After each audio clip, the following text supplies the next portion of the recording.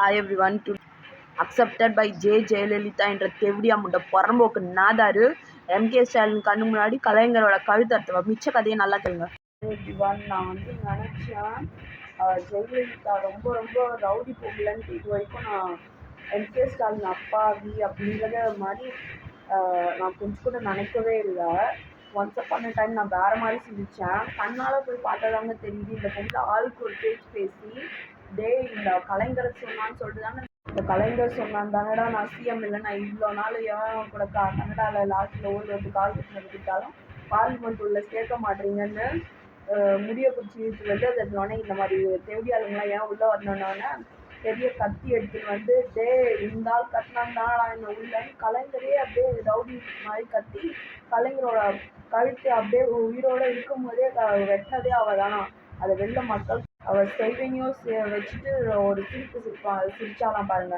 நீங்கள்லாம் எவனையும் கட்டி போட்டு அடிச்சுலாம் ஊழல் வச்சுட்டே இல்லையாவா எம்கே ஸ்டாலின்? நான் செய்வனை வைக்கிறேன், நீயும் செய்வனவை எவன் கேட்குறான்ப்பான்னு ஒரே வில்லி மாதிரி எழுந்து குட்டிக்காரனை அடிச்சுலாம் பெரிய சைத்தான் மாதிரி ஜெயலலிதா பண்ணாட கெடுபடியா முட்டை பண்ணி வைக்கிறான். அவளை எவ்வளோ சாவடிக்கணும், ரோயராக கேட்க வேணா அவள் குடும்பத்தை அடிச்சு அவள் என்ன சொல்கிறான்னா, ஆம்பளைங்க அடிச்சு என்கிட்ட இந்த ஜெயலலிதா மாதிரி ஆடுறாளோ அவளை அடிச்சு ஓட விட்டு தொங்க விட்டு அவள் உடம்பு நாங்கள் முடிக்க மாட்டோமா அப்படின்னு சொல்லிட்டு பாய்ஸ் எல்லாரும் ஒரு டீம் வேறு சைட் சேர்ந்துட்டாங்க. அவங்க சொத்து பத்துக்காக யாரும் அது மாதிரிலாம் பண்ண மாட்டாங்க.